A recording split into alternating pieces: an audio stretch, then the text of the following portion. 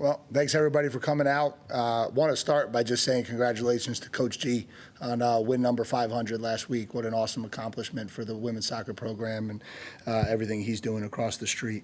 From our perspective, just start with our players of the game so you guys have that stuff. O-lineman was Trey Zune, had another really good week for us, starting to play really consistent football.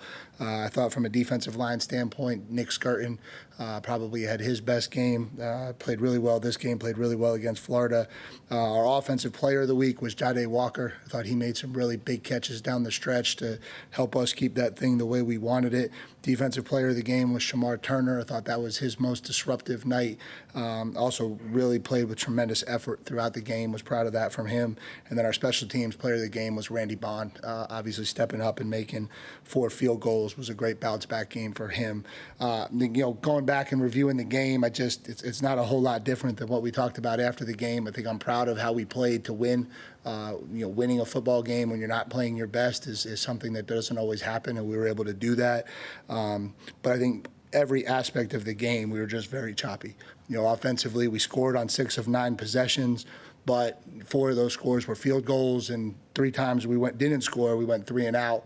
Then we came out with a chance to ice the game and we fumble, right? And so if you look at it from a big picture standpoint, it's just choppy all over the place. And so a lot of areas to get better there. Defensively, I thought we started well. We knew they were going to throw a lot of stuff at us coming off of a bye week. I thought we handled it well in the beginning of the game and going in at halftime against a team that had scored a lot of points, only having 3. Then we came out and played a horrendous third quarter, allowed them to get back in the game, get an awful lot of momentum, and we continue to have problems with giving up explosive touchdowns. They're coming differently now. This one was a busted coverage and a reverse, so we got the run issues, I think, sorted out. Now they're popping up in different areas, and so we've got to continue to work to improve that. And then was proud of the defense for, after those 2 possessions, stepping up. At the point at which that punt gets blocked and the defense has given up 2 straight touchdowns, for them to go out the way they did, get the 3 and out, force the field goal, get the field goal missed. There was a positive in that as well. And then I thought special teams was very similar. Randy had a great night kicking. I think Tyler White's been awesome this year punting the football. They attempted 2 onside kicks. The one, I think, even if it had stayed in bounds, we'd have been fine on. And then Donovan Green makes the big one at the end to ice the game. But we gave up a block punt and we kicked the ball out of bounds again, right? And so it just was one of those days. There wasn't all negative, but there certainly were too many negatives and things that we got to work on and get fixed as we move forward. And so that's kind of where we are coming out. As we turn our attention to Arkansas, 3-1 football team, 1-0 in the SEC, very similar to us, everything that they want in front of them. Offensively, obviously very familiar with offensive coordinator Bobby Petrino, and right now they're a top 10 total offense in the country. They're second and third down efficiency nationally, and so he's got those guys playing at a really high level. They went out in the transfer portal and got a really good quarterback who's a dual threat kid, can throw the ball around really well. He's got an extremely big arm that jumps off the tape and can do a lot of things with his feet as well. Running back Jaquindon Jackson, who I remember from when I was here as a defensive coordinator leading Duncanville as their quarterback, big physical running back, has been extremely productive this year for them. They've got an elite wide receiver core in Andrew Armstrong and Isaiah Santenga. Both of those guys are dangerous. Like always, Arkansas has a lot of big dual threat tight ends that can block and get out and catch the football. They've got an experienced offensive line, and Sam Pittman, their head coach, I got a lot of respect for him. Not only the job he does as a head coach and the kind of coach he is, but he's also an offensive line background. And so even going back as a defensive coordinator, just this offensive line is always extremely well coached and does a great job. And then defensively, on the defensive line, they bring back both defensive tackles, 2 experienced players, big physical guys at the point of attack. Landon Jackson at defensive end is another kid that feels like he's played an awful lot of football in the SEC. Remember his recruitment, and he certainly has blossomed into an elite player. I thought they did a really good job in the transfer portal at the linebacker position. Xavier Story stands out, a kid who transferred in from Georgia, another high-profile recruit who's doing a really good job for them at the linebacker position. position, and in the secondary, it's another good mix, which just seems to be what everybody is. A couple returning starters, a couple transfers, kind of blending it all together and playing good football. And so it's going to be a big challenge for us. It's a quasi home road game, right, which is always cool. It's the last year that we're going to play the Southwest Classic at AT&T Stadium. So I told our guys this morning in kind of a joking manner, if you're a Cowboys fan, it's the last chance you get to go up there and play a game in Cowboy Stadium. And if you're not a Cowboys fan, it's the last chance you go up to get to beat Jerry Jones's team in Cowboy Stadium, right? And so, it works both ways, whether you like the Cowboys or not. And so we're excited for the opportunity, excited to go up there and put our best brand of football on display. And so from there, I'll open it up to questions. Down front right, Brent, and then Travis. You talked after the game and again now on so many things to work on. What would you say are maybe number one and number two on the priority list going into the heart of SEC play? Yeah, it's not. If it was that easy, it would probably already have been fixed. It's still just it all boils down to consistency, right? And that's a coach speak answer to some degree, but I don't think there's the same glaring issue that shows up every single week, right? And so to that degree, I think there's progress, and we're showing progress, and we are improving. But there are holes that continue to show up in different areas. And so to me, I think it's just the consistent focus to do what we're supposed to do every snap, and it's at every level, right? And so part of that, to some degree, is expected with the new staff and new scheme and all that stuff. But part of that's got to be behind us now. I think a lot of us have written you need playmaker receivers, guys who can create separation. What does Moose Muhammad, he's a guy we've asked about over the years, obviously before you got here, need to do to be on the field more? Yeah, no different than the last time we talked about Moose. He's got to be consistent, and that's what we're looking for from him, consistency. Down front right, Travis. I know moving forward that makes the financial sense to move the games back to the home stadiums, but from a footballing sense, is there something that will be missed by not having the neutral site game at AT&T? Oh, you know me. We'll play wherever we got to play. I don't have a strong opinion on that. It's been a cool game. Obviously, the opportunity to go up there and play this game, it's always a cool environment when you have the split field fans. But I also understand the benefit of getting a fourth home game and for both sides. And so it's like a lot of things. There's positives on both ends of it, and whatever the big people decide is what we'll do. And correct me if I'm wrong, I think you were around when Theo was getting recruited, probably talking about. What do you remember about the unique recruiting of a guy from Sweden, and then how he's adapted to not only life here but football here too? Yeah, I remember him just showing up at a camp and to some degree catching my eye as I was looking at defensive players, and he was running routes and doing some of those things, and certainly jumped out from an athleticism standpoint. Obviously wasn't here the first 2 years when he was getting his feet underneath him and learning how to play football at the level required to play in this conference. And I think since we've been here, I think we've just noticed a kid who's really committed to working every day. He's obviously really talented. He's athletic. He can run routes. He can create separation. He's also physical at the point of attack. And so, I think he's just continued to grow every single week, every single game, and has been a factor for us big time the last 2 weeks. Second row on the left, Alex.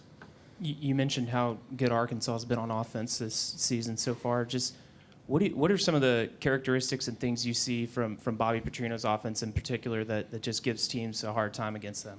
Yeah, I think, obviously he's been offensive coordinator for a really long time. I went against him back in the ACC when he was at Louisville and I was at Wake. And I think he's really sound in what he does. He's got a really good plan for how they want to run the football. He's got a really good plan for how they want to create shot plays down the field. They do a good job creating different looks, and he's a really good play caller. And so, I think he's been really successful for a long time as an offensive coordinator, and so it just has kind of continued. Second row on the right, David, and then Ola. Mike, can you speak a little bit to the offensive line, how they've weathered the storm of guys in and out? Obviously, Mark gets hurt.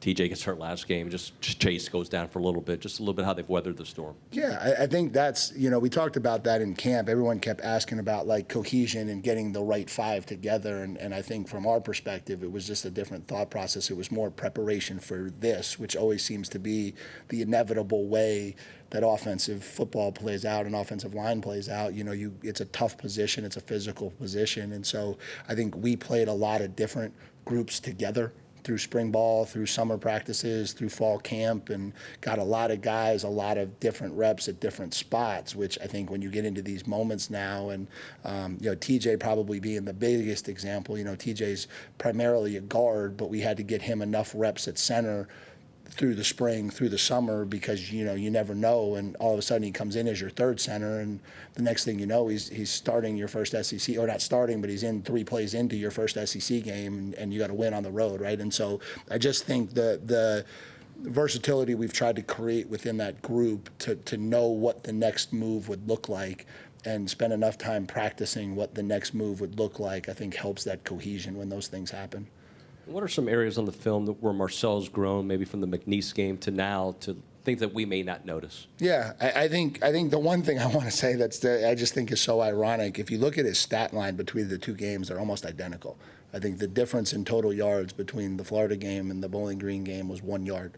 And so I think, it's funny what expectations do, and it's funny what people think when they just, they hear Bowling Green, so they anticipate a certain type of thing because of it. And so I think he's still, he's got a big arm. He's got tremendous athleticism. I still think there's some progressions, reads, checks that he's still working through. I think those things have made tremendous strides from spring ball through fall camp, through playing against McNeese, Florida last week, the multiplicity of defense and learning how to maneuver through all of that. And I just think he's a young quarterback who gets better every time he takes snaps under center. Olin is checking with you. There you go. Thanks.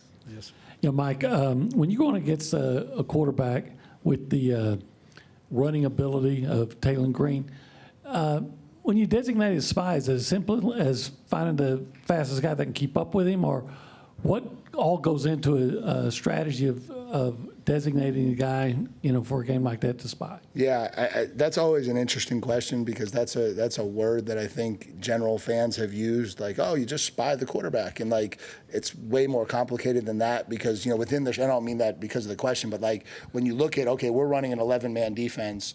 It takes 11 people to fit the run. They're going to call a play. They may run the football. We can't just say like, oh, you spy the quarterback, right? And so I think what you try to do first and second down within each of your coverage structures, each of your defenses, is you're trying to identify as the play goes out who kind of becomes the guy paying attention to him if he does pull the ball down. So I don't know that it's specific to this guy spies him. It's kind of as the play unfolds, as the route concept develops, as the coverage develops, who winds up in that spot that has to make sure he keeps secondary eyes on him. I think we're a little bit fortunate because we had some preparation with this with Notre Dame. I think we faced a dual threat quarterback against Notre Dame that was a very similar type mindset in terms of how you had to go about this, and so that helps. But still, they present different challenges. So we got to make sure we count for him. Coach, back behind the lights, Tyler. Yeah. Mike, I mean, you've been in a few of these, but it seems like you look at the history of A&M Arkansas, especially when it's been at AT&T Stadium. They've just come down to the wire. Everyone's been very close. Kind of some crazy finishes. Why do you feel like that seems to be consistent through this series? Yeah, I think the environment plays a role. I think kids play their best football on that stage. I think everybody gets excited for playing in that stadium. Obviously, this game means a lot to both teams, and we always seem to get their best. We always try to give them our best, and I think when 2 teams do that, I think you wind up with a lot of really close, entertaining football games. Obviously not as a coach. I didn't remember any of them to be very entertaining when I was here. They were all way too close for my liking. But from the fans' perspective, they're entertaining games, and certainly expect this to be another one. Second row on the right, Carter. Mike, I'm wondering sort of the approach with the chess match of teams as they see more tape of Reed, just maybe adjusting how they defend them, and if you guys foresee teams doing different things, or if you think that they have enough to kind of know what he does well or not. Yeah, I think it's hard. It's hard in the college game to manipulate the defense that much. I think everybody kind of sets their structure to say, okay, hey, this is a dual threat quarterback that they feature in the quarterback run game. We got to have a plan. This is kind of our plan. I don't know that it's. I don't know that we get enough time with our kids like they do in the NFL to like specifically say, okay, hey, this is the quarterback and these are the 11 new defenses we want to run this week, And so I think obviously the tape shows that he's extremely athletic with his feet. I think people are going to start treating him like a dual threat quarterback. I think that's obviously already happened. I think as that happens, that'll create different looks. I think you can somewhat predict and project what people will do when they see a dual threat quarterback like that. But I don't know that it quite manipulates to the level of like, okay, hey, this is the Marcel Reed specific plan. I think the film is out with kind of who he is, what he's all about. And I think it started last week and I think it'll continue moving forward for sure. Coach, back right, Chip. Mike, if I could follow up on Taylon Green, he probably hasn't been as consistent as they would have liked him to be, but he could look bad for a couple of series and then get loose 40 yards or throw the ball 60 yards downfield like he did against Auburn. How disciplined do your guys have to stay when a guy is like that? Yeah, I think when a player has the ability to make explosive plays, it certainly enhances your focus level play to play because regardless of down and distance, area of the field, situation, he has the ability to make an explosive play either with his arm or with his feet, right? And that type of explosiveness creates a higher level of focus within your defense because you can't make mistakes. You make one mistake and it's 7 points, and so obviously that's usually a focus for you as a defense. But I think when you have a player like this who's as explosive as he is, it probably just enhances the risk. If I could follow up, will Connor be another game time decision after you see him this week? Yeah, he'll be a game time decision. Go front left, Cease. Mike, I wonder when you guys self-critique your play calling the last couple games when you've settled for field goals, do you feel the problems was more in the early downs or the third downs, or when you looked at that? Probably a little bit of all of it. I think, I think in this game, probably more early downs got us off schedule, got us behind the chains. It was really the one was we got down there, we took 2 shots and didn't get in. That was the one. The other 3, I think we got ourselves into a 2nd and 8 or higher in all 3 of those instances, if I'm remembering correctly. And so I think it's just hard when you get off schedule down inside the red zone. And again, that's where it's the consistency that we're striving for. Like the Florida game, we were really good in the red zone on offense. We were really bad in the red zone on defense. The Bowling Green game, we were really good in the red zone on defense. We were really bad in the red zone on offense, right? So we have the ability to do it. What we're lacking right now is the consistency to do it every week and every play and every game and every opportunity. And I think it's showing itself in a lot of different ways. And I think certainly some of that ownership is on us as coaches. We can do things to put us in better position to create better opportunities to be more consistent. And so this isn't me standing on a podium saying we're doing it perfect as coaches and they've got to do it better. It's across the board, just our operation, our organization. We have to be more consistent with what we're doing. Down front, Brent, you'll wrap us up. The difference in scoring in the first and second halves for y'all has been marked. Is there anything you can put your finger on with that in terms of, really outscoring opponents in the first half and not so much in the second? Yeah, I think it's been a little bit more just defensively. I think offensively, I feel like we've been a little bit more balanced. We've obviously scored on the first drive in each game, which has been good, but I think we've had pretty balanced halves offensively, if I'm not mistaken. I don't have the numbers in front of me, but it feels that way. Defensively, I think it's been lopsided, and I think it's just been, again, it just goes back to, I don't want to keep making this same statement, but the same play gets run in the first half and we stop it. The same play gets run in the second half and we don't communicate the coverage check the right way, and all of a sudden the tight end's running down the field all by himself, right? And it's literally the same exact play and we just didn't communicate it properly, and that's the result of it. And so, I think it's I don't feel like you look at it always inter first, right? And are we doing things the right way? Are we making the right adjustments? Are we looking at things the right way? Are we missing things? But really what has happened has been very similar play types against very similar looks that we were able to do it the way we were supposed to, and then just for some reason don't in the second half. And now all of a sudden it's been a lot of explosive touchdowns, right? It's been, 4, I don't know if there was one in the Florida game, but it was 4 explosive touchdowns in the first game and the last game in the second half, right? And that is usually the result of a breakdown, not necessarily schematic adjustments. And do you have a favorite memory or start memory of A&M versus Arkansas in Jerry World? Oh, gosh. I don't know that I have a favorite memory. I felt like every one of those games was down to the wire. I think, if I remember right, my first one, they kind of came back on us, and Dono Wilson made a heck of a pick in the fourth quarter to ice it and give us the win. And I just remember him ranging across the field. And when he came down with it, it was like, oh, thank God. I just remember that feeling. But no, I mean, they've been very competitive games, and they've had a lot of talented players. So have we. And it's been fun. I mean, it's been fun games up there for sure, certainly for the fans. And so go up there and give them one more. All right, Coach, thanks for your time. Thanks, guys. Players. Appreciate you.